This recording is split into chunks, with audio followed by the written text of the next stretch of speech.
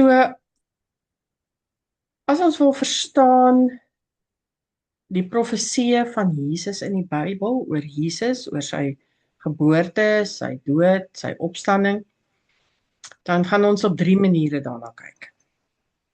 Die eerste manier is 'n meer indirekte manier, waar God vir ons reeds in die Bybel op 'n wyse sy plan uiteensit oor wat gaan gebeur.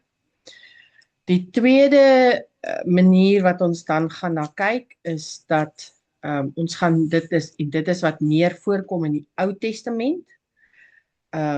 Wat sê die Ou Testament in terme van Jesus se geboorte, dood en opstanding?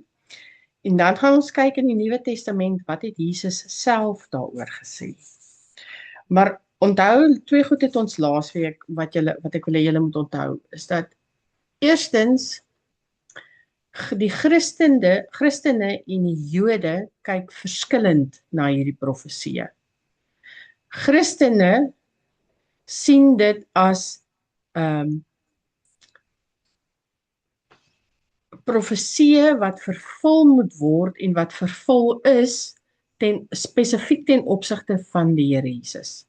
Terwyl die Jode daarna kyk meer in 'n historiese en literêre konteks. Vir hulle is dit iemand wat saam met hulle geleef het.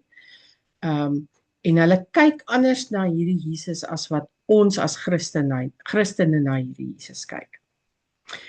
Die ander ding wat ek vir julle laasweek gesê het is, onthou, ons moet skrif met skrif interpreteer. So jy kan nie enige profesie vat net laat hy op sy eie staan nie. Dit werk nie so nie. Daar is altyd korresponderende skrifte in die Bybel ten opsigte van daai spesifieke profesie. OK.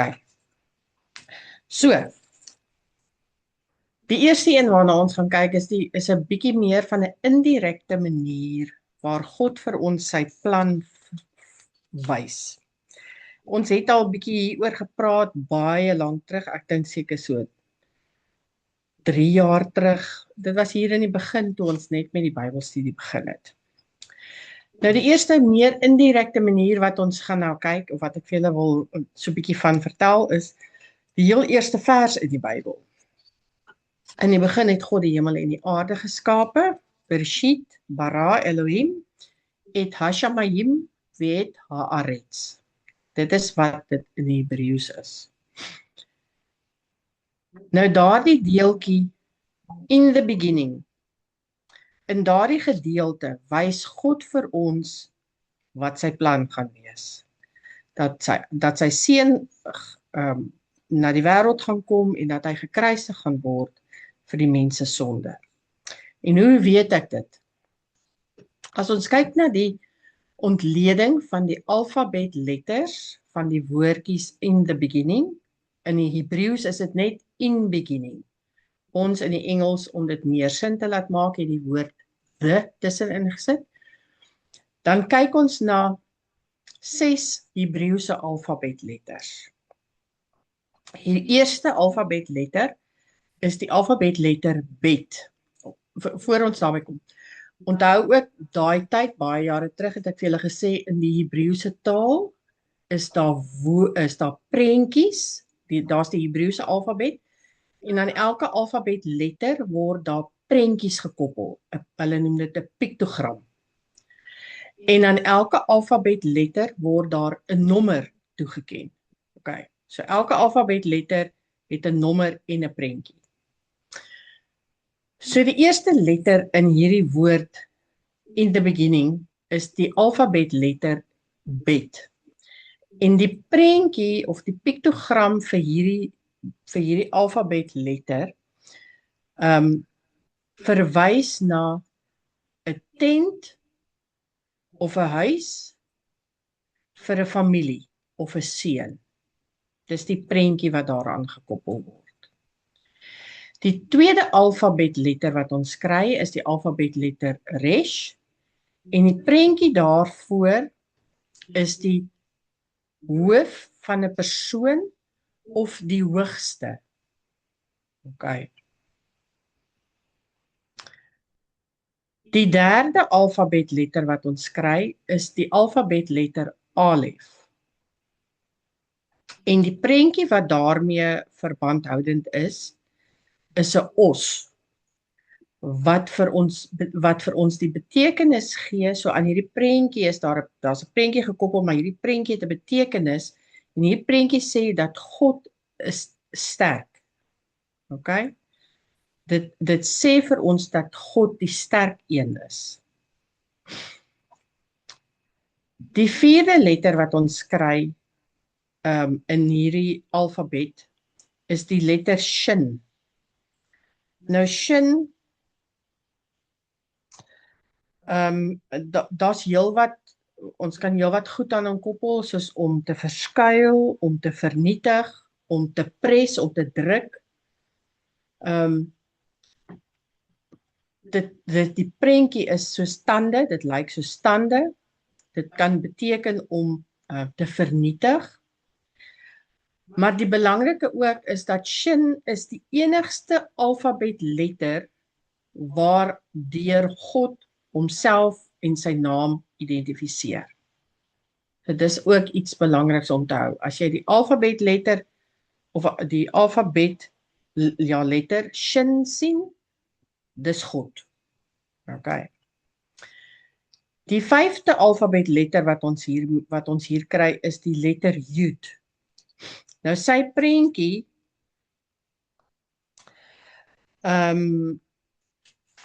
is 'n hand en dit simboliseer 'n hand wat werk.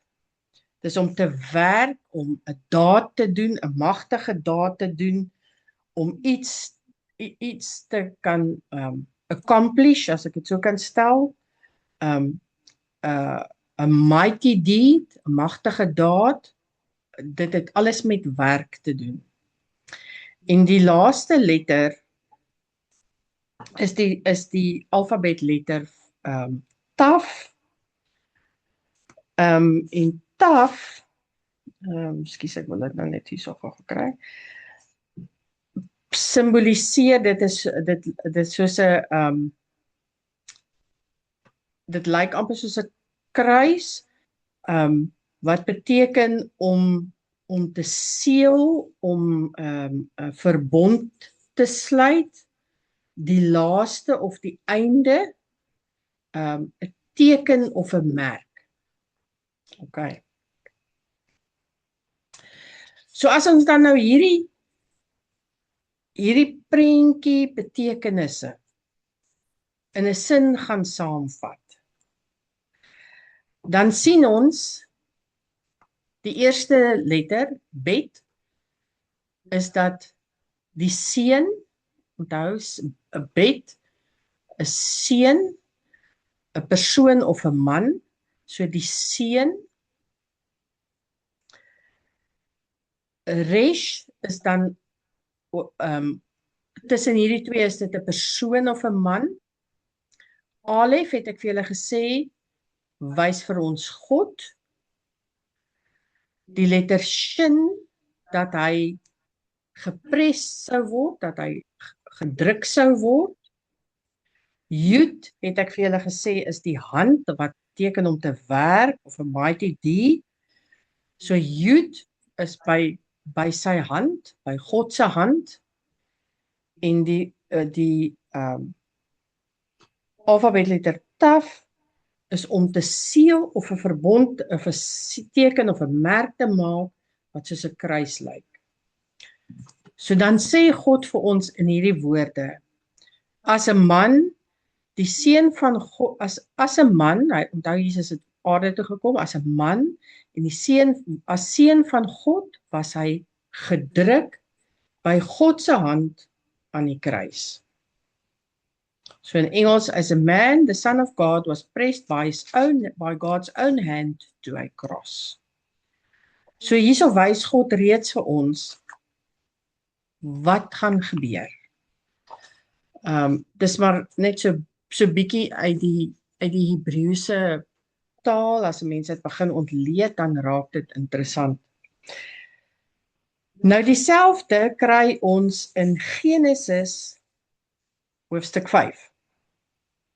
In Genesis hoofstuk 5 sien ons 'n geslagsregister. Nou gaan julle vir my sê, maar wat het 'n geslagsregister nou met die besigheid te doen? Onthou, Jesus het 'n geslagsregister gehad, né?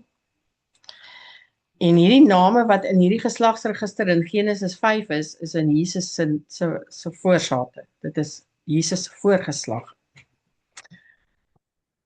En ek wil nou nie deur al die alfabetletters gaan nie. Ek sal dit in 'n dokument sit en dan sal ek dit vir julle op WhatsApp stuur. En dan kan julle self gaan kyk. Want dieselfde kan gedoen word soos wat ons nou met in the beginning doen het, kan dieselfde gedoen word met die name wat in hierdie geslagsregister voorkom. En dan onthou weer eens, daar's 'n prentjie aan elke alfabetletter is daar 'n prentjie en 'n nommer gekoppel. So uit hierdie uit kan daar dan 'n storie gemaak word. Kan daar 'n sin gemaak word. Nou die name wat in hierdie geslagsregister voorkom is Adam, Set, Enos, Kenan, Mahalalel, Jared, Enoch, Methuselah, Lamech en Noag. En as jy daardie name gaan ontleed, hoe hulle gespel word met die Hebreëse alfabet en dit dan ontleed met hierdie prentjies en hierdie nommers, dan skry ons die volgende. Met Adam sê vir ons, the first man opens the door and enters the pathway that leads to death. Die tweede naam, Seth, gaan die sinnetjie aan. And at the appointed time, the anointed one will come and redeem man. Die derde naam, Enos, through the Messiah who will be pierced. Die vierde naam, Kenan, and this Messiah will be a man of sorrows who exchanges his life for the life of others. Mahalalel, he is the good shepherd who lays down his life for the sheep.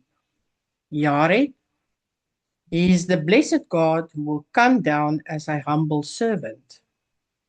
Enoch, who will offer himself up on a cross where he is secured by an iron nail. Methuselah, by which his death shall bring Lamech, the despairing and sorrowful, Noach, comfort and rest. So dan lees die sinnetjie aan een. The first man opens the door and enters the pathway that leads to death. And at the appointed time, the anointed one will come and redeem man through the Messiah who will be pierced. And this Messiah will be a man of sorrows who exchanges his life for the life of others. He is the good shepherd who lays down his life for the sheep. He is the blessed God who will come down as a humble servant, who will offer himself up on a cross where he is secured by an iron nail, by which his death shall bring the despairing and sorrowful comfort and rest. Dis baie interessant as 'n mens dit gaan uitmekaar haal en ontleed. So dis lank om elkeen se naam te vat en elkeen se naam in se letters van die alfabet te ontleed. Maar as jy daaruit dan gaan kyk wat sê die name, dan is dit wat dit vir ons sê. Dat God het reeds van die begin af geweet dat hy sy seun gaan met aarde toe stuur om te sterf aan die kruis vir ons sonde. Maar ook dat hy gaan opstaan sodat ons kan lewe hê.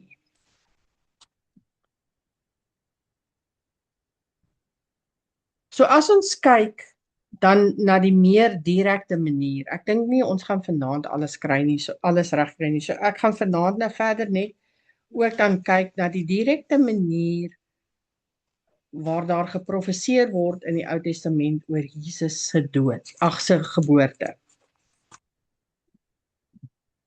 So Jesus se geboorte word alreeds vir ons voorspel in die Ou Testament. In Genesis 3 vers 15 kry ons die eerste belofte. Hy sal jou kop vermorsel en jy sal sy hakskeen byt. Hierdie belofte gee God onmiddellik na die sondeval en in die Christengemeenskap staan dit bekend as die eerste evangelie. En dit word genoem die eerste evangelie want dit beloof 'n toekomstige geslag wat die vyand Satan sal verslaan. So hier sien ons reeds dat daar 'n belofte is van iemand wat Satan sal oorwin. Dan in Jesaja 7 vers 14 kry ons die profesie van die maagdelike geboorte.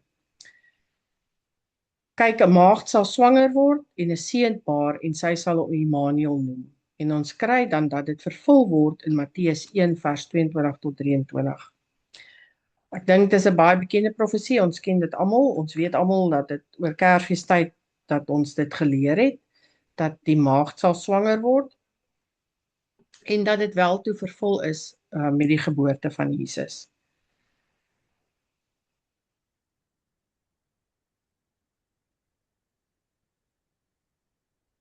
Dan die volgende profesie wat ons vind is in Micha 5 vers 2 waar ons sien presies waar voorspel word waar Jesus gebore sal word. Die vers lees, maar jy Bethlehem Efrata, uit jou sal daar vir my iemand voortkom wat heerser in Israel sal wees. En ons sien korresponderende teksvers in Matteus 2 vers 1 tot 6. Toe Herodes gevra het waar sou die Messias gebore word, het die Joodse godsdienstleiers presies na hierdie profesie verwys. Die volgende direkte een wat ons kry is in Jesaja 9 vers 6 tot 7, waar vir ons sê dat dit 'n goddelike koning sal wees wat gebore gaan word. Dit lees, want 'n kind is vir ons gebore en hy word genoem wonderbare raadsman, magtige God, ewige Vader, vredevors. Hierdie is vir ons baie duidelik dat dit die koning van die wêreld is wat gebore sal word en dat hy 'n ewige koninkryk sal hê waaroor hy gaan heers. Jeremia 23 vers 5 sê vir ons, ek sal vir Dawid 'n regverdige loot laat opkom. En dit wys dan vir ons dat Jesus, die toekomstige koning uit die nageslag van Dawid gebore sou word en dat hy met geregtigheid sal regeer.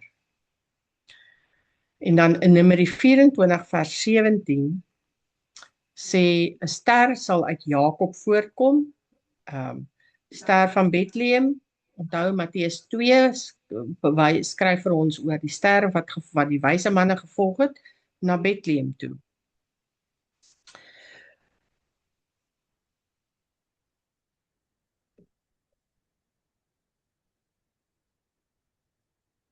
So net om vir julle dan nou net dalk miskien net al die ooreenstemmende verse te gee om seker te maak dat julle dit het. Jesaja 7 vers 14 wat die maagdelike geboorte gee, is Matteus 1 vers 22 tot 23 wat vir ons sê dat dit 'n maagd sal wees wat geboorte sal gee. Dat hy gebore sal word in Bethlehem. Micha 5 vers 2 vind ons in Matteus 2 vers 1 tot 6. Nou, julle kan van hierdie verse ook in van die ander evangelies kry, nê? Dan Jeremia 23 vers 5 wat sê dat hy 'n afstammeling van Dawid sal wees, kry ons in Matteus 1.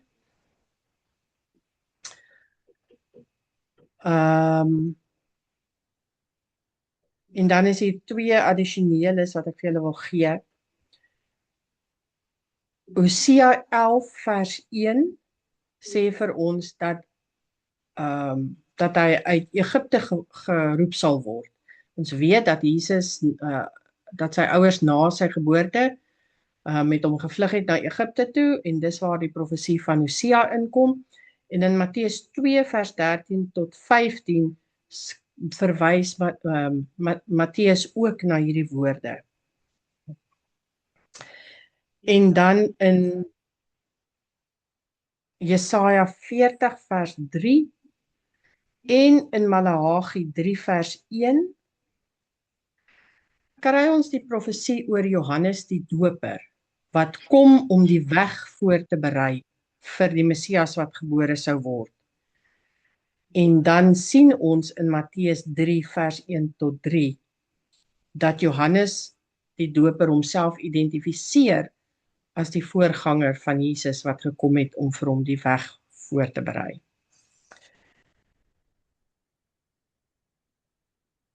Ons sien in Matteus 1 en Matteus 3 die geslagsregisters wat vir ons dui op die geslagsregister van die Ou Testament uit die geslagte waaruit Jesus gebore sou word. En hierdie geslagsregisters is maar net vir ons 'n bewys dat reeds van die begin af het God geweet hoe die paadjie gaan loop. Die Joodse vertolkings vir hierdie is maar bloot dat dit tekste is algemeen binne hulle historiese konteks en sien dit glad nie as voorspellings van Jesus se geboorte nie. So dit is in die Ou Testament die tekste wat ons kry waar Jesus se geboorte duidelik voorspel sal word. Dis moeilik om hierdie voorspellings of hierdie profesieë hoe kan ek sê, te ontleed. Dis nie baie maklik nie, maar hierdie is bekende teksverse wat ons ken en dis teksverse wat ons mee groot geword het, waar ons leer dat ons reeds weet uit die Ou Testament uit dat daar 'n koning gebore sal word, dat daar 'n verlosser gebore sal word vir ons sondes. Right. Dankie, Ron.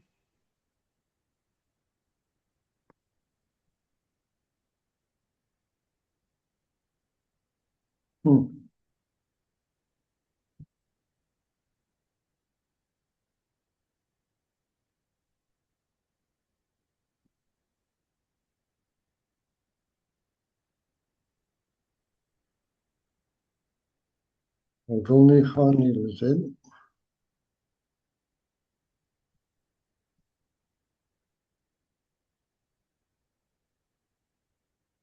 Ek wil nie ingaan nie.